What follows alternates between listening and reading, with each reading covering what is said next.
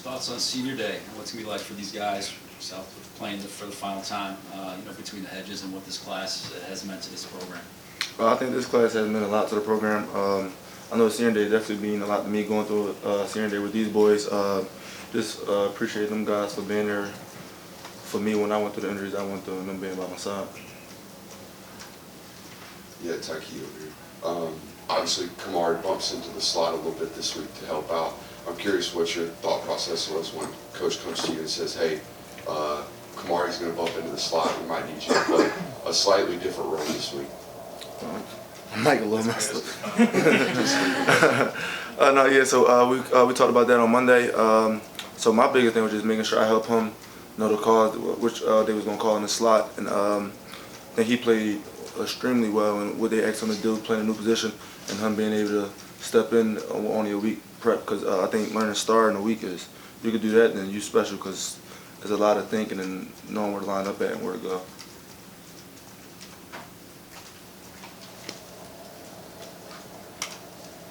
Yeah, from your point of view, that's obviously got to be tough. Knowing another guy's going to come in and play a position, you still go out, lead the team in tackles, have a big sack there. After being told Kamari's going to play some staller that past week, what was a conversation with you and just sort of your mindset going into that game? Yeah, me and Coach Smart never really had a conversation. We all, so me, Javon, Malachi, Kamari, we all met for like an early meeting on like a Monday or something like that, and then just talked about pinning a new package, which he was moving in to start that package. So like we said, like we talked about mission team me, so I wasn't really worried about my role this week. This game probably wasn't necessarily for me or how I expected to be used, but I think Kamari played extremely well.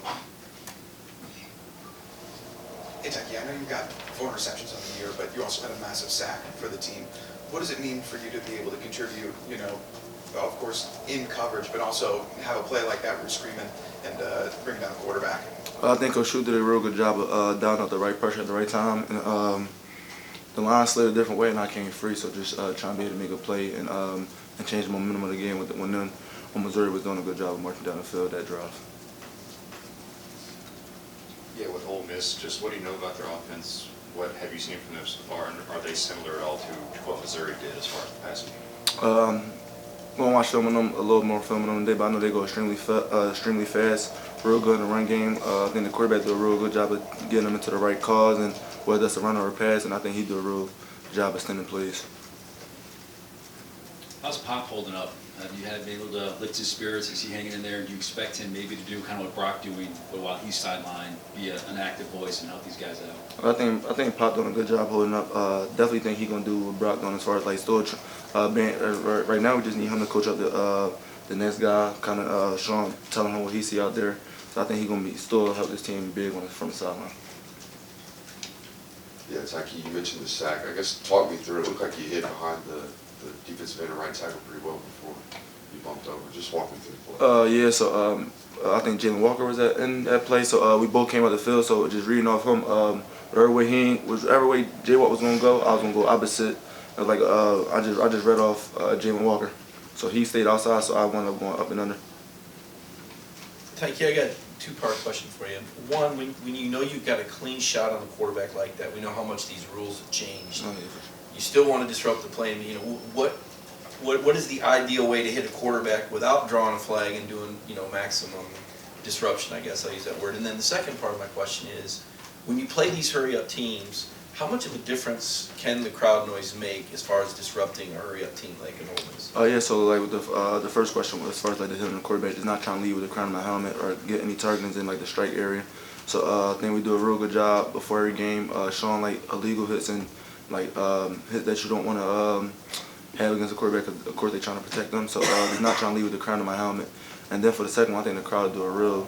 If they allow, the biggest thing was tempo, just us being able to get lined up and get our cleats in the ground. You feel me? So not allowing them to get any explosive off tempo. So then the crowd do a real good job of being loud and having to make them check or getting them to jump off sides and not being able to hear their cadence. Okay, I don't know how much you've been since I haven't watched a lot of film yet as far as Quinshon Judkins goes for Ole Miss.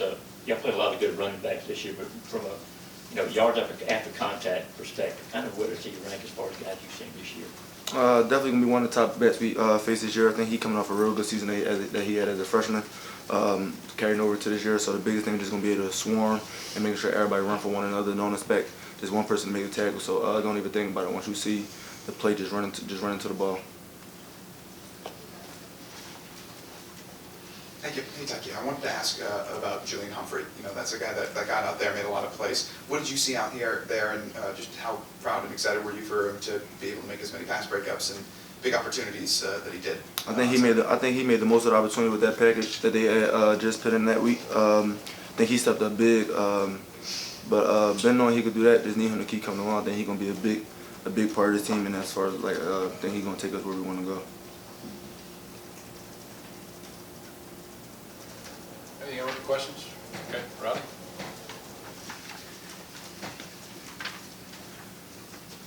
You guys have already faced 3 of the top 5 wide receivers in the SEC. Now Trey's coming in, he's still in that top 5. How do you guys handle it? Is it, when you put in a package for a guy like that, it's like, is it just scheme, or do you say, hey, look, this is what this guy's really good at, let's take that away from him? Based on how the offense trying to use him, I think we did a good job of knowing what Missouri was trying to do as far as like with Luther, basically trying to force feed on the ball. So like I said, we're gonna watch a little bit more film this week. I think the coaches do a real good job of as far as like game planning. So looking forward to seeing what the game plan is this afternoon, and then try to execute the game plan as best as possible.